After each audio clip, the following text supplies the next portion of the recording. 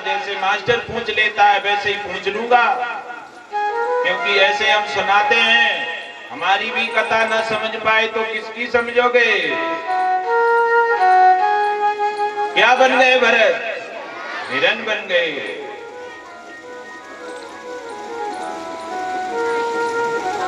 अब हिरण को उन्हें याद है, याद ध्यान रखना ये बात, उन्हें स्मरण है, उन्हें ध्यान है कि मैं पहले भरत थे, राजा थे, फिर हम तपस्या करने आए, महात्मा बने, और हमने हिरण पाला था, हिरण भी मर गया था, फिर हम हिरण हिरण करके हम भी मर गए, हम हिरण बन गए। उन्हें ये याद है। जंगल में घूमते रहते, घास खाते रहते। एक दिन उन्होंने कहा ये हमें अच्छा शरीर नहीं लगता, उन्होंने जाकर गंडकी नदी में अपना शरीर पुनः छोड़ दिया। अब पुनः मर गए। कथा के प्रेमी सज्जनों, अब उनका जन्म एक ब्राह्मण के घर में हो गया। देख लो कथा कहाँ आ रही है? कथा आ रही है कंपिला, जो आपका कंपिला है यहाँ आ रही है कथा। सुनते तो रहो ध्यान से। कंपिला कोई खेल थोड़ी नहीं है, कंपिला बहुत प्राचीन तीर्थ स्थल है, ऐतिहासिक नगरी है। प्यारे भाई बहनों, ब्राह्मण के घर में जन्म हो गया। उस ब्राह्मण के 2 पत्नियां हैं। एक पत्नी से 9 संतान हुई और एक पत्नी से 1 संतान और 1 बेटी हुई है, बेटा और 1 बेटी हुई है। उसी में भरत हैं और जो 1 बेटी है वो उनकी बहन है, और 1 माँ से 9 हैं, वो उनके भाई हैं। अब कथा आई है तो बात तो कहेंगे। देखो कथा क्या दे रही है प्रमाण आपको। अब जब खेल खेल के बड़े होने लगे, पंडित जी ने संयोग का ऐसा बना, पंडित जी ने उनका नाम फिर भी भरत रख दिया। अब उनका नाम फिर भी भरत हो गया। अब उन्हें तीसरे जन्म की याद है। ये भागवत जी कह रही हैं, मैं नहीं कह रहा। उन्हें तीसरे वर्ष का ध्यान है कि मैं पहले भी भरत था और फिर मैं हिरण बना, अब मैं फिर आकर के जन्म ले लिया, मैं फिर भरत बन गए, मेरा फिर भी नाम भरत हो गया। अब उन्हें सब याद है, उन्हें बहुत ज्ञान है, वो जानते हैं जीना मरना लगा है संसार में। अब यहाँ बैठ गए तो बस यहीं बैठे रहे, शाम हुई तब घर गए। वहां खड़े हैं तो वहीं खड़े रहे, शाम हुई तब वहां से गए। ये स्थिति उनकी बन गई। गांव में बहुत पंडित होते हैं, कुछ पंडित पढ़ लिख कर बनते हैं, कुछ गांव में ऐसे ही पंडित होते हैं, वो नाम तुरंत रख देते हैं। हर गांव में मिलेंगे आपको। गांव के लोगों ने उनका नाम रख दिया जड़ भरत। कहा तुम जड़ की तरह खड़े बैठे रहते हो, तुम्हारा नाम जड़ भरत है। अब सब गांव के लोग उन्हें जड़ भरत कहने लगे। हर इच्छा से जो मिलता वो खाते, जहां बैठे वहां बैठे रहते थे। एक दिन उनके जो दूसरी माँ के 9 बेटा हैं, वो मन में और पेट में ईर्ष्या करने लगे, कहने लगे जो भी राजकाज में आधा हिस्सा है, आधे हिस्से का अधिकारी भरत होगा और आधे में हम 9 होंगे, हमें कम मिलेगा, ये ज्यादा हिस्सा इसका है। ऐसा करो, इसे इतना मारो पीटो, परेशान करो, इसे भगा दो, ताकि ये भी हिस्सा हमारा हो जाए।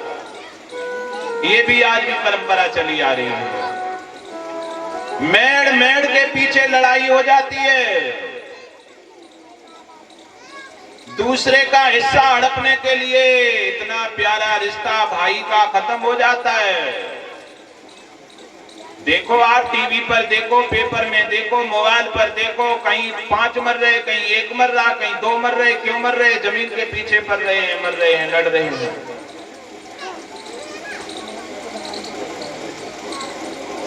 हिस्सा के पीछे लड़ाई हो रही है।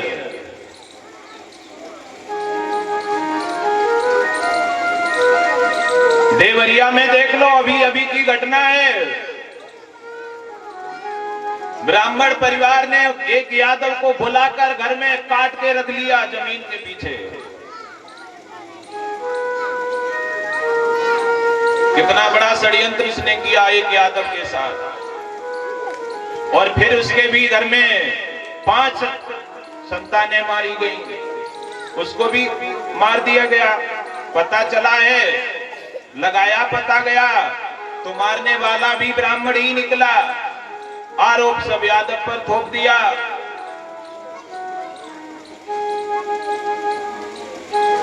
पावन बेला में मानवर जी भगवान को पुष्पों से सम्मानित कर रहे हैं, दान दक्षिणा से सम्मानित कर रहे हैं। प्रभु की कृपा बनी रहे।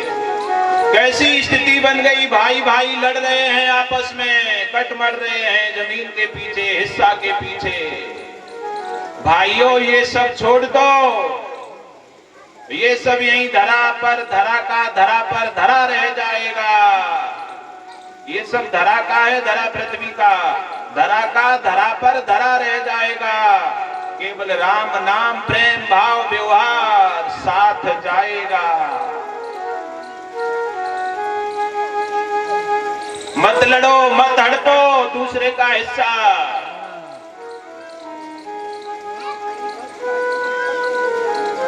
भाई का हिस्सा भाई खाएगा तो जीवन में सुख नहीं पाएगा।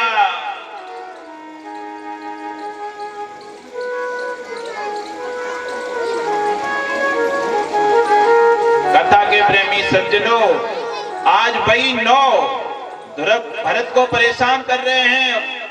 कहते हैं पूरे दिन यहाँ बैठा रहता है, मैंने खेत में गेहूं की फसल कर दी है, तू खेत पर जाकर चिड़िया नहीं रखा सकता। चिड़ियों की बात आई है, ये भी भागवत जी में लिखा है, मैं दिखा दूंगा, मेरे पास देख लेना आकर। अब भरत जी चिड़िया रखाने खेत पर जा रहे हैं, चिड़िया रखा रहे हैं खेत पर। तो क्या कह रहे हैं चिड़ियों से भरत? कह रहे हैं राम की चिड़िया राम के खेत, खाए लो चिड़िया भरे भरे पेट। खाओ मेरा क्या जा रहा, खाओ। और जब तुम चिड़िया मारवे जाओ तो एक बैठ न जावे।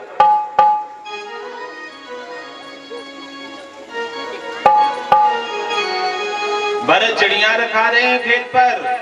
इधर कथा के प्रेमी सज्जनों, सिंध सौवीर देश का राजा रहुगढ़ आत्मज्ञान सीखने के लिए एक विद्वान तो कह रहा है इच्छमती नदी के किनारे कपिल मुनि का आश्रम है, वहां जा रहे हैं आत्मज्ञान सीखने के लिए सिंध सौवीर देश का राजा रहुगढ़। एक विद्वान कह रहा है कि सिंध सौवीर देश का राजा रहुगढ़ पालकी में बैठ करके कंपिला आ रहा है, क्योंकि कंपिला में कपिल मुनि का आश्रम है, आज भी आश्रम है कंपिला में कपिल मुनि का, और उन्हीं के नाम से इसे कंपिला कहते हैं। कंपिला नाम कैसे पड़ा? कंपिला नाम महामुनि कपिल के नाम से पड़ा है। पहले इसे काम्पिल्य कहते थे, परिवर्तन हुआ कंपिला हो गया। कुछ समय पहले इसे महाभारत समय में पांचाल कहते थे। शास्त्रों में प्रमाण आया है, इसी कंपिला के पास लगभग में 3-4 किलोमीटर दूरी पर एक गांव था मीनपुर, और उस गांव का नाम आज मानपुर हो गया है। वो गांव होगा है आपको ज्ञात हो, अगर गए हो तो आप आस पड़ोस में यहीं कहीं होगा। उसी गांव में देवी द्रौपदी का स्वयंवर हुआ था, वहां वीर पांडव। और ये कंपिला क्या समझ रहे हो? इस कंपिला के अंदर पूरे आर्यावर्त में कोई राजा नहीं ऐसा बचा जो कंपिला में नहीं आया, क्योंकि देवी द्रौपदी के स्वयंवर में पूरे आर्यावर्त के राजा आए थे।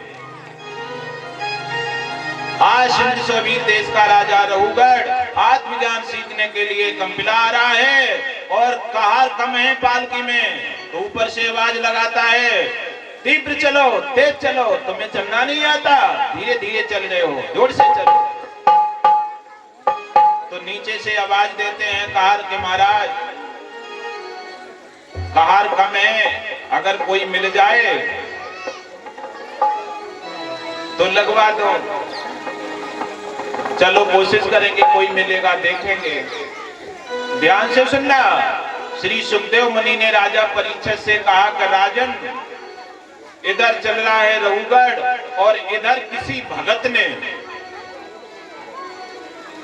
किसी तांत्रिक ने, भगत ने ही,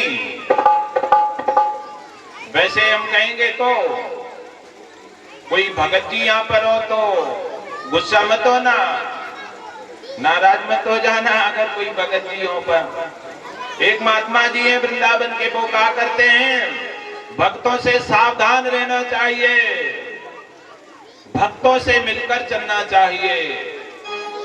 भगत का काम होता है एक घर की चुड़ैलिया निकाल के दूसरे के घर में घुस देना। आज तक किसी भगत ने किसी को ठीक नहीं कर पाया। अगर एक को ठीक कर दिया तो दूसरे के घर वाले को भी मार कर दिया, उसके घर में घुस दी चुड़ैलिया, उसके घर की निकाली, उसके घर में घुस दी बाधा। ये भी घर घर में हो गया। ऐसा कोई घर नहीं बचा जिस घर में भक्ति का नाटक नहीं हो रहा। कोई घर बचे होंगे जिस घर में भक्ति नहीं हो रही हो। सब घर भक्तों के चक्कर में पड़ गए। भक्तों के पास मत जाओ, हनुमान चालीसा पढ़ो। संध्या की बेला में कभी भक्तों के पास जाना नहीं पड़ेगा। एक भगत ने कह दिया एक डाकू से कि तेरे संतान हो जाएगी, तू किसी की बलि चढ़ा दे देवी के मंदिर में। तो डाकू ने कहा ठीक है मैं चढ़ा दूंगा। डाकू ने एक व्यक्ति को पकड़ लिया भगत के कहने से। संयोग की बात वो छूट गया। जब वो छूट गया तो रात्रि में ही बलि चढ़ानी थी और तब कहा उसने कि महाराज वो तो छूट गया। तो उसने कहा कोई हो तो पकड़ लाओ। तो उन्होंने कहा और कोई नहीं मिलेगा, खेत पर बैठा भरत मिल जाएगा। वो चोर गए और खेत पर बैठे उन्हीं भरत को पकड़ लाए। प्यारे भाई बहनों, भरत को जब पकड़ा, भरत जब आए तो भरत ने कहा भैया हमें पकड़ क्यों रहे हो, मैंने क्या बिगाड़ा है तुम्हारा। उन्होंने कहा बिगाड़ा कुछ नहीं है, तुम्हें चलो हम अच्छो अच्छो खवावेंगे। बातों में पढ़ा कर ले आए। डाकुओं का सरदार बैठा देखा। भरत ने कहा कि महाराज मुझे क्यों बुलाया है। उसने कुछ नहीं कहा।